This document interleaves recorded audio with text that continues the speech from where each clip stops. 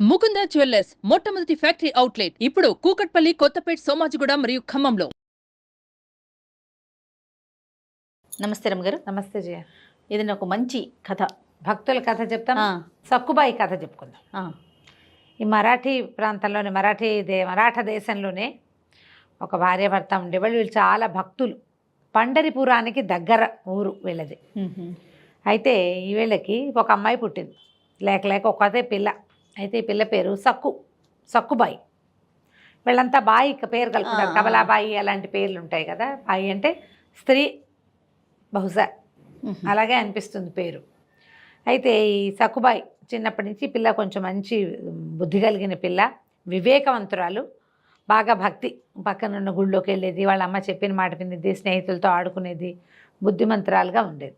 చిన్నప్పుడట ఒక 7-8 సంవత్సరాల వయసు ఉన్నప్పుడు, 8 ఏళ్ల వయసు అప్పుడు వాకిట్లో కూర్చుని మట్టితో గుడి కట్టుకుంటోంది. పిల్లలు ఇసుక గూళ్ళు కడతారు కదా, అవును, పిచ్చి గూళ్ళు, చిన్న చిన్న గూడులా కట్టి దాన్ని ఇట్లా గుడిలాగా చేస్తుంది. సదానందుడు అనే ఒక సిద్ధుడు, ఒక యోగి ఆ దారిలో వెళ్తున్నాడు. ఆయన ఏదో జపం చేసుకుంటూ వెళ్తూ ఆయన కాలు ఈ గుడి మీద పడింది. పిల్ల కట్టుకుంటున్న ఇసుగూడు మీద పడేసరికల్లా ఇసుగూడు అణిగిపోయింది. పిల్ల బెక్కమొహం వేసి ఏడుపు మొహంతో చూసింది ఆయనకేసి. ఆయనకి తెలిసింది తనేం చేశాను. చూసుకుని అమ్మ నెత్తి మీద చేయేసి చెప్పేట, సృష్టి బ్రహ్మదేవుడు ఇలాంటి మృణ్మయ మందిరాలు నిర్మిస్తాడు, మట్టితో చేసేవి. ఆ మృణ్మయ మందిరాలు మట్టి మందిరాలం మనము.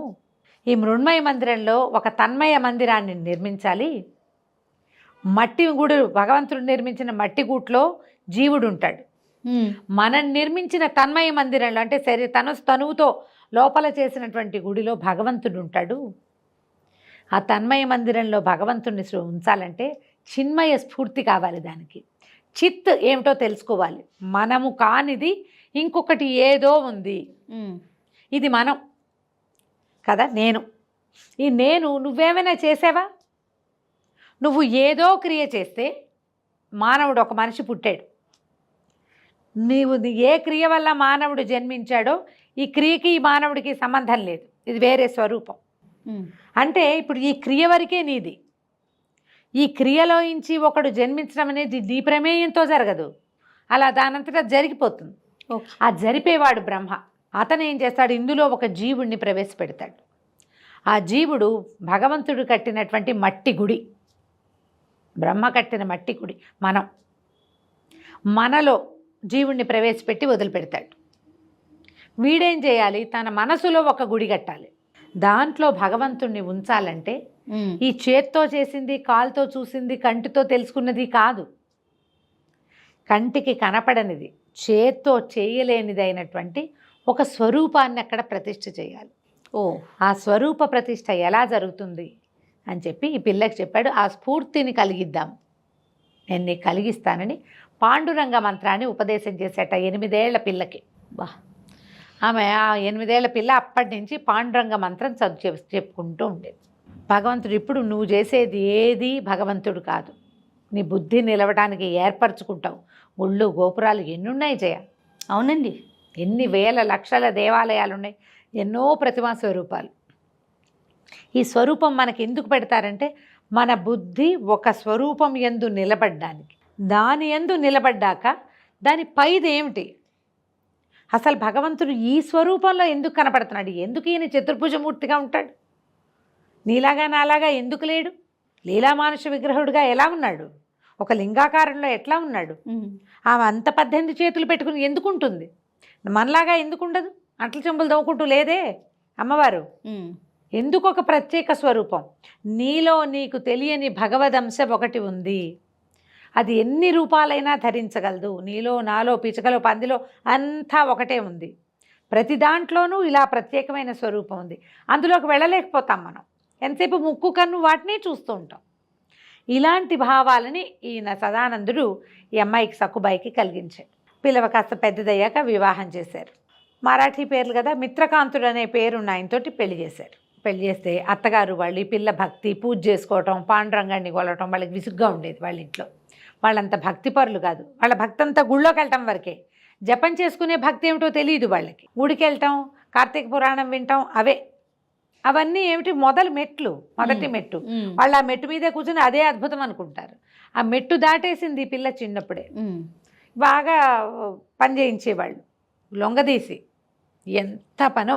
అయితే ఒకసారి ఏమైందట, పండరి యాత్రకి వెళ్తున్నారు అక్కడ ఆ ప్రాంత వాసులంతా. వెళ్తుంటే వీళ్ళు పండరికి పాటలు పాడతారు. ఆ పండరి యాత్ర పాటలు మహాద్భుతంగా ఉంటాయి, అసలు పిలిచేస్తున్నట్టు ఉంటాయి అన్నమాట. ఆ భక్తి పారవస్యంలో ఈ అమ్మాయి ఏం చేసిందట, ఆ పండరి యాత్రికులతో పాటు 2 చేతులు నెత్తి మీద పెట్టుకుని పాటలు పాడుతూ వాళ్ళ వెనకాల వెళ్ళిపోయిందట. అత్తగారు చూసి ఎవరితోటి లేచకపోతుందని, మరి అంతేగా యాత్రికులు పోతేనే వాళ్ళ వెనకాల పడి వెళ్తుంటే ఏమనుకుంటారు, వాళ్ళకి ఒకటే అర్థమవుతుంది, అంతే. తొలి మెట్టు మీదే ఉన్నారు, మెట్లు ఎక్కలా, వాళ్ళు మొదటి మెట్టు తాలూకు మొదట నుంచుని ఉన్నారు. నుంచున్న వాళ్ళకి అలాగే అర్థమవుతుంది. ఆవిడ లాక్కొచ్చి ఇంట్లో పడేసింది. ఇట్లా చేస్తావా, అట్లా చేస్తావా, ఇట్లా చేస్తావా, తిట్టింది, 2 చెంపకాయలు కొట్టింది. అత్తగారులు కొట్టేవాళ్ళు, ఇప్పుడు అత్తగారులు ఒట్టుగా తిడుతున్నారు. కొట్టి ఏం చేసిందట, ఒక బస్తాడు జొన్నలు అక్కడ పడేసి జొన్న పిండంతా విసరమందిట. వాళ్ళు జొన్న ఎక్కువ తింటారు కదా. అవును. ఆ జొన్న పిండి ఏం విసురుతుంది అమ్మాయి, ఏవో విసిరింది. విసిరి పాట పాడుకుంటూనే ఏదో తమాషా పండరి యాత్ర పాట కూడా ఒకటి చిన్నప్పుడు నేర్చుకున్నాం మేము, మర్చిపోయినా, గుర్తు రావట్లేదు. పిలుస్తూ ఉంటారనమాట, వెళ్దాం పండరిపురం యాత్రకి వెళ్ళాలని. నడిచి వెళ్తారు. ఇప్పటికీ కూడా పండరిపురానికి నడక యాత్రికులు బాగా కనిపిస్తారు. ఏ ఊరుంటే ఆ ఊరు నుంచి బయలుదేరి నడుచుకుంటూ వెళ్తారు పాటలు పాడుకుంటూ. ఆ పాట పాడుతూ సొమ్మసిల్లి పడిపోయిందట. పాండురంగడు వచ్చి ఆ బదులు మొత్తం బస్తా పిండి అంతా విసిరేసేట. ఈవిడ స్వరూపంలోనే, ఈవిడ రూపంలోనే పిండి విసిరాడు. ఆవిడ ఏ టైంలో లేచినా అత్తగారు లేచి చూస్తోంది కోడలు ఏం చేస్తోంది అని. 12ంటికి లేచింది, పిండి విసురుతోంది కోడలు. 2ంటికి లేచింది, కోడలు పిండి విసురుతోంది. 4ంటికి లేచినా విసురుతోంది. తెల్లవారి ఇంతకీ అమ్మాయి అక్కడ లేదు, ఓ పక్కన సొమ్మసిల్లి పడుకున్నది. పొద్దున్నే లేచి క్షమించత్తయ్యా నేను పిండి విసరలేకపోయానంటే నిర్ఘాంతపోయారు ఇంటిల్లి పాది. తింటూ పదగా ఇది ఇక్కడే ఉంది, పిండంతా విసరమని పడి ఉంది. ఆవిడ చూసింది కదా. దాంతో అత్తగారు ఏమనుకుందంటే దీనికి భగవంతుడు సహాయం చేస్తున్నాడని అర్థమైంది. కోపం పట్టలేకపోయింది.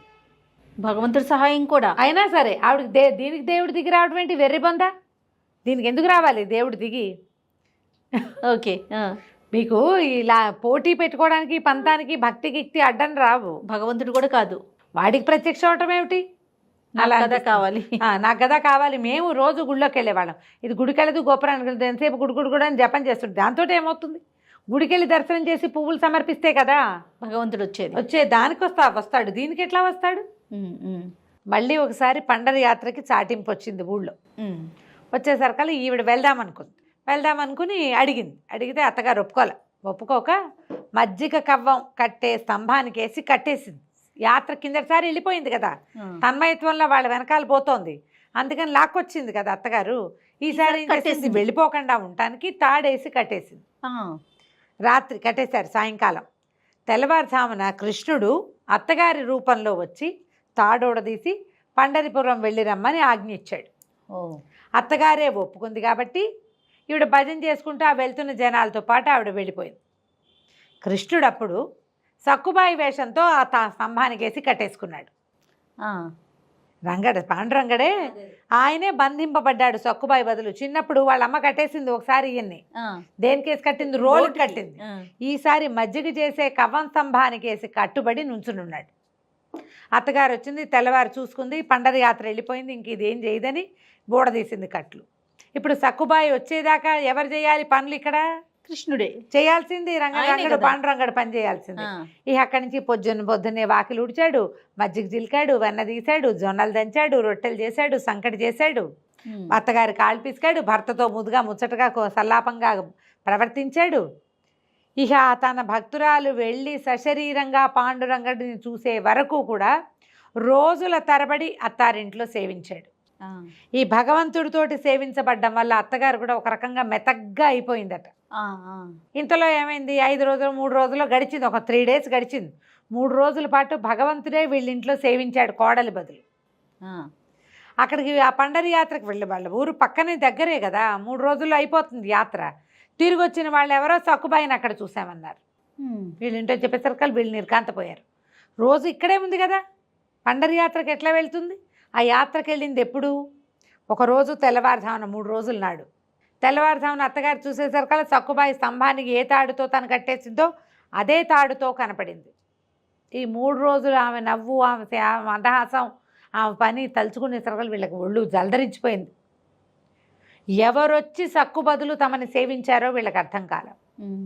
అక్కడికి వెళ్ళి భగవంతుని చూసిన సక్కుబాయి ఆయనలో లీనమైపోయిందట. తిరిగి రాలా వెనక్కి. వీరికి ఇక్కడ సక్కు మరణించిందన్న వార్త వచ్చింది, శరీరం పడిపోయింది, ఆ ఆత్మ భగవంతుడిలో లీనమైపోయింది.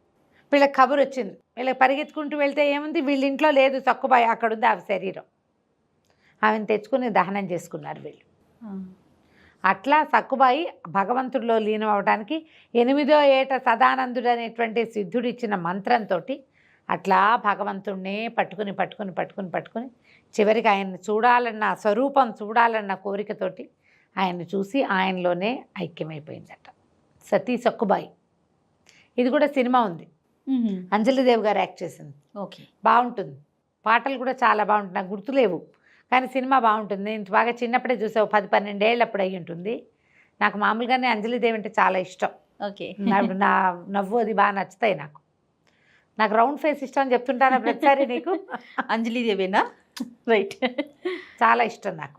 ఓకే, నచ్చడానికి ఏముంది, మనకు ఎవరో ఒకళ్ళు నచ్చుతుంటారు కదా, ఫ్యాన్స్ అని చెప్పడానికి వీల్లేదు, వాళ్ళు నచ్చుతారు, బాగా యాక్ట్ చేస్తారు, సినిమా చాలా బాగుంటుంది. ఇదే కథ నడుస్తుంది అన్నమాట. మనకి ఇలాంటి భక్తుల కథలు ఎన్ని కనపడతాయో. అయితే వీళ్ళు మళ్ళీ ఎప్పుడో ఏదో మనకి ముందు యుగం వాళ్ళు కాదు, కలియుగంలో వాళ్ళే. అవును, భక్త తుకారాం కథ ఒకటి ఇలాంటిదే, అది ఆ కథ కూడా చిత్రమైన గాథలు. చాలా బాగుంది రమ్మగారు. నమస్తే. నమస్తే జయ.